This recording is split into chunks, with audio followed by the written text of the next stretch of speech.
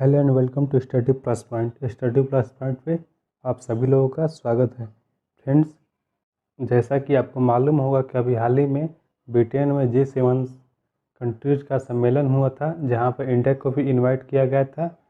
लेकिन इंडिया में इस समय जो कोरोना महामारी फैली है, उसकी वजह से हमारे प्रधानमंत्री नरेंद्र मोदी जी डायरेक्टली इस समिट में हिस्सा नहीं ले सके थे, लेकिन वर्चुअली माध्यम से उन्होंने इस समिट में हिस्सा लिया। फ्रेंड्स, उसी को लेकर चाइना ने कुछ अभद्र टिप्पणी की है। चलिए इसके बारे में देखते हैं। चीन ने उड़ाया G7 का मजाक, करी आपत्तिजनक टिप्पणी। फ्रेंड्स, चीन ने इसी समिट को लेकर कई सारे आपत्तिजनक टिप्पणियाँ की हैं। सभी देशों को एक तरफ से डिसरिस्पेक्ट किया है और उनके रिलीजन को भी डिसरिस्पेक्ट किया है। फ्रेंड्स, चलिए देखते हैं कि चाइना ने इस पर क्या किया है।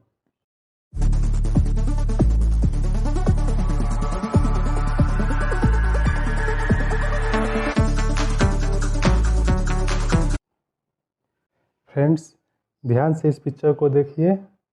इस पिक्चर को लियोनार्डो दा विंची ने पेंट किया है और इस पिक्चर को द लास्ट सपर कहा जाता है। फ्रेंड्स, ये जो बीच में है ये जीसस क्राइस्ट है और इनके आसपास जितने लोग हैं उनके साथ सामूहिक भोजन ये कर रहे हैं। फ्रेंड्स, ऐसा माना जाता है कि यह जीसस क्राइस्ट अंतिम रूप से सभी के साथ भोजन कर रहे हैं। ऐसा माना जाता है कि इसके कुछ ही दिन बाद उनको सूली पर चढ़ाया गया था।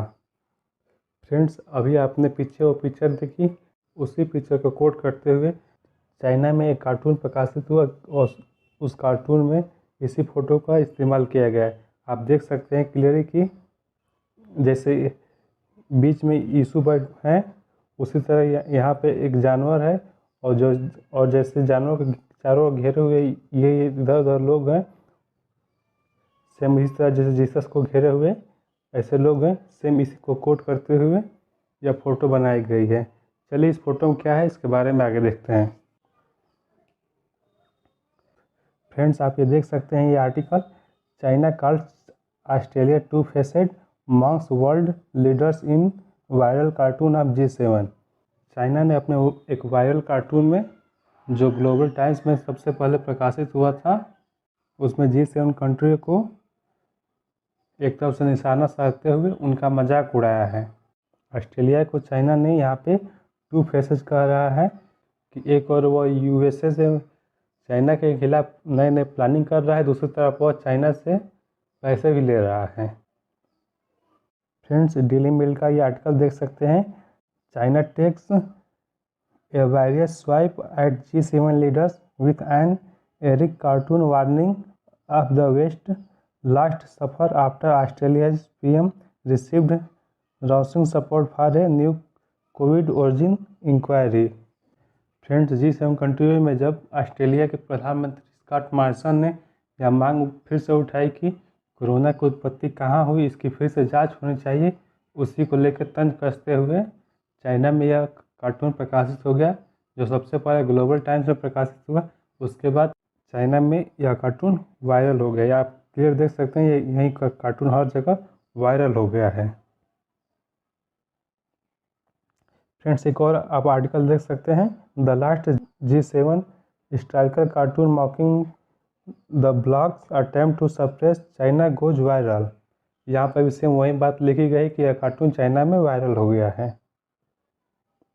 फ्रेंड्स, अब चलिए इस कार्टून के बारे में बात करते हैं।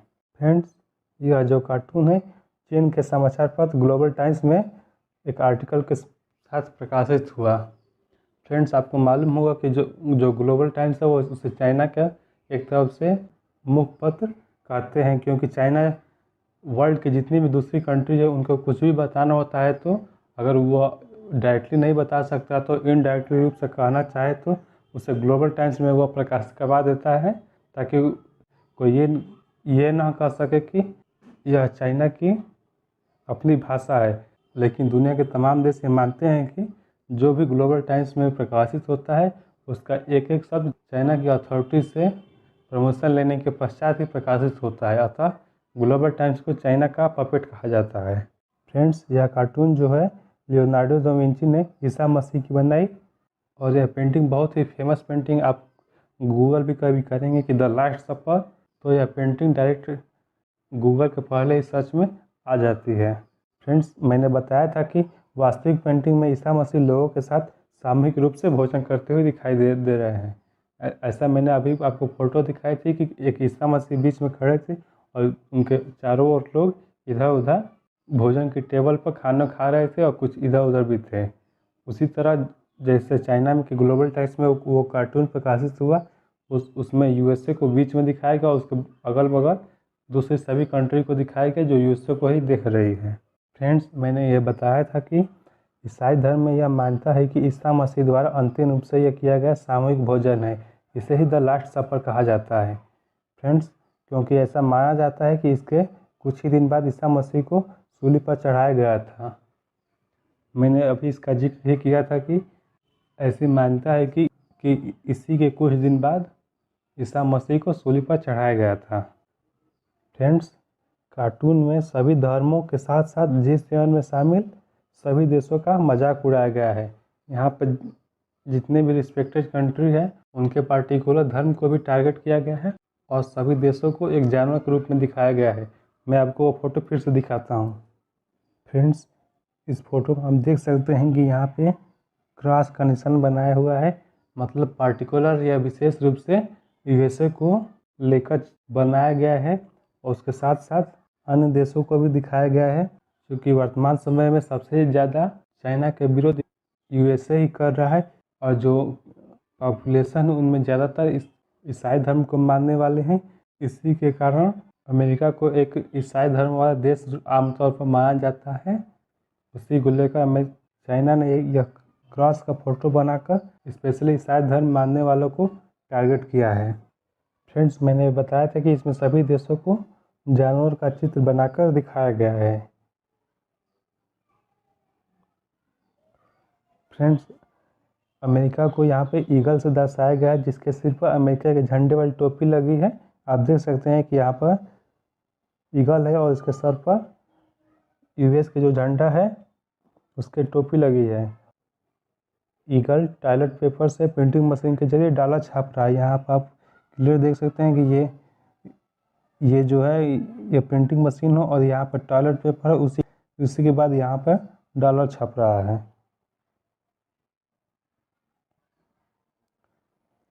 फ्रेंड्स, ईगल के बाएं तरफ इटली को भूरे रंग के भेड़िए के रूप में दिखाया गया है।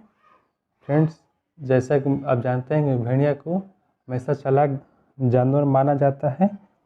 इटली को अमेरिका को ना कहते हुए दिखाया गया है। फ्रेंड्स, आप देख सकते हैं कि यह भेड़िया जो है वह हाथ उठाकर यूएस को मना कर रहा है। फ्रेंड्स, आप जानते हैं कि G7 कंट्रीज में केवल एक इटली ऐसा देश है जिसने चाइना की परियोजना बेल्ट एंड रोड को स्वीकार किया है। उसी को ध्यान में रखते हुए यहाँ पे भेड़िया को दिखाया गया है कि वह अमेरिका को ना कर रहा है और वह बेल्ट एंड रोड परियोजना को स्वीकार कर रहा है। फ्रेंड्स, उसके बाद जापान को रेडियो एक्टिव पानी परोसते हुए कुत्ते के रूप में दिखाया गया है। फ्रेंड्स, आप देख सकते हैं कि यहाँ पे जो डॉग है वह रेडियो एक्टिव वाटर परोस रहा है। अब ये रेडियो एक्टिव वाटर क्यों परोस रहा है? तो फ्रेंड्स, करीब 3 दशक पहले जापान के फुकुशिमा न्यूक्लियर प्लांट में एक बड़ा हादसा हो गया था जिसे चेरनोबिल के नाम से जाना जाता है। इसकी वजह से करीब 3 से 4 लाख लोग प्रभावित हुए थे और इस हादसे के बाद जो प्लांट से रेडियो एक्टिव वाटर निकला था उसे जापान ने अब तक करीब 3 दशकों से इसे एक कंटेमिनेंट कर रखा हुआ है। जापान ने अभी हाल ही में कहा है कि वह अब इस कंटेमिनेंट वाटर को नहीं रख सकता और उसे पैसिफिक ओशन में वह रिलीज करने जा रहा है, जिसे लेकर चाइना ने भी कड़ा एतराज़ जताया था। फ्रेंड्स, उसी घटना को यहाँ पे चाइना ने रेडियो एक्टिव वाटर परोसते हुए कुत्ते के रूप में दिखाया है। और कुत्ता इसलिए कि क्योंकि अमेरिका जैसा जैसा कहता है जापान वैसा वैसा करता है, इसलिए जापान को उसने एक कुत्ते के रूप में दिखाया है। फ्रेंड्स, इसके बाद ऑस्ट्रेलिया को कंगारू के रूप में दिखाया गया है, जो एक और अमेरिका का डॉलर लेकर अमेरिका के प्रोपेगेंडा का हिस्सा बनता है और दूसरी तरफ वह चाइनीज इन्वेस्टमेंट को भी अपने यहाँ चाहता है। फ्रेंड्स, अब आइए इंडिया की बात कर लेते हैं।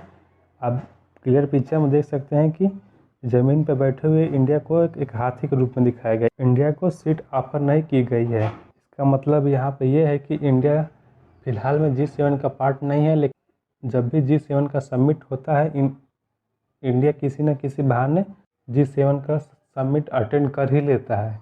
इसी के लिए इंडिया को यहाँ पर चेयर भी नहीं परोसी गई है, उसे ज़मीन पर बैठाते हुए दिखाया गया है। और फ्रेंड्स, हाथी को बीमार दिखाया गया है जिसको पानी चढ़ाया जा रहा है। आप देख सकते हैं कि हाथी बीमार है, उसको पानी चढ़ाया जा रहा है। फ्रेंड्स, एक और अजीब बात यह है कि पानी में एक को गंगाजल को और दूसरे को गौमूत्र को चढ़ाया जा रहा है। आप देख सकते हैं कि एक और यहाँ पे गंगाजल है, दूसरे गौमूत्र है। इसको कार्टून में दिखाकर इस पार्टिकुलर इंडिया को निशाना बनाया गया है और ख़ास तौर पर हिंदू धर्म को लेकर निशाना बनाया गया है। फ्रेंड्स, कोविड-19 के सेकेंड वेव से इंडिया बहुत बुरी तरह से प्रभावित हुआ था। उसी को लेकर यहाँ पर इंडिया को बीमार दिखाया गया है। और जैसे यहाँ पर ऑक्सीजन की क्राइसिस बड़ी, बेड की क्राइसिस थी, उसी को लेकर यहाँ पे इंडिया को टारगेट किया गया है। फ्रेंड्स, यह पूरा आर्टिकल ग्लोबल टाइम्स में छपा था। मैंने कोशिश किया है कि उसको आपकी भाषा में आप तक पहुँचाऊँ। अगर आपको ये वीडियो पसंद आया होगा तो वीडियो को लाइक कीजिएगा, शेयर कीजिएगा और हाँ, चैनल को सब्सक्राइब कीजिएगा, जिससे मेरी आने वाली वीडियो की नोटिफिकेशन आपको मिल सके। तो फ्रेंड्स, मिलते हैं नेक्स्ट वीडियो में। धन्यवाद। जय हिंद। सब्सक्राइब करें हमारे चैनल को और बेल आइकन दबाना ना भूलें।